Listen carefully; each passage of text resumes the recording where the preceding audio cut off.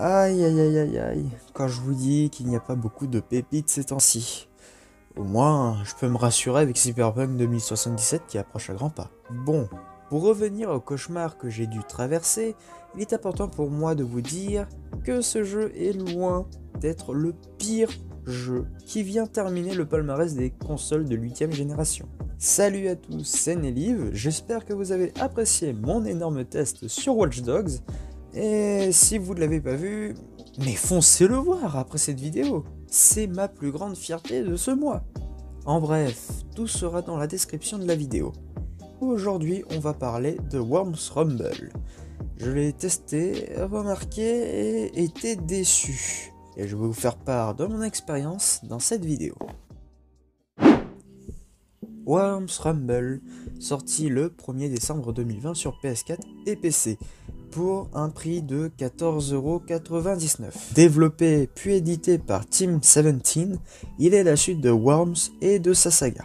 On incarne ici votre ver de terre pour aller tâter les autres joueurs, parce que oui, ce Worms est axé sur le online.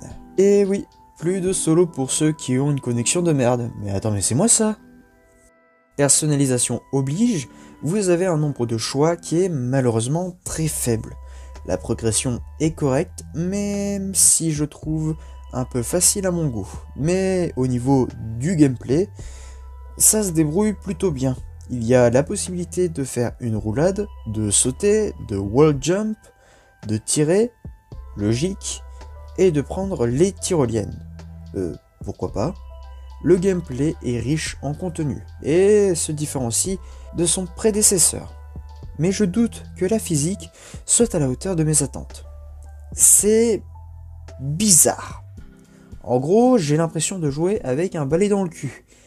Il est lent, il saute droit comme une frite, et il est très flottant, ce ver de terre. C'est très chiant et très vite lassant de jouer dans ces conditions.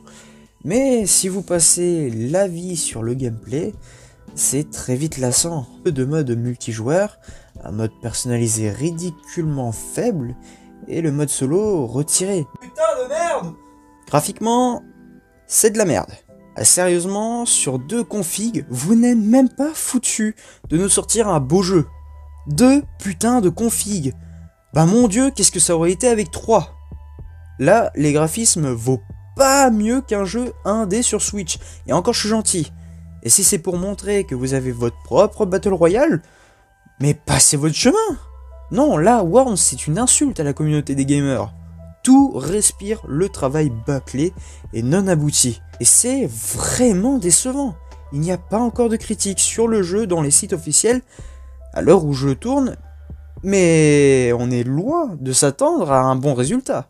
En défaut, je note des mouvements rigides, et c'est tellement flagrant que je le mets.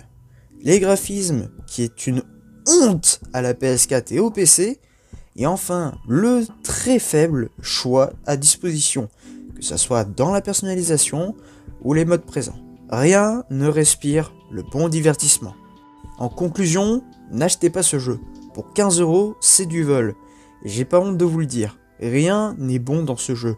Mais je pense que j'ai suffisamment parlé pour que vous compreniez.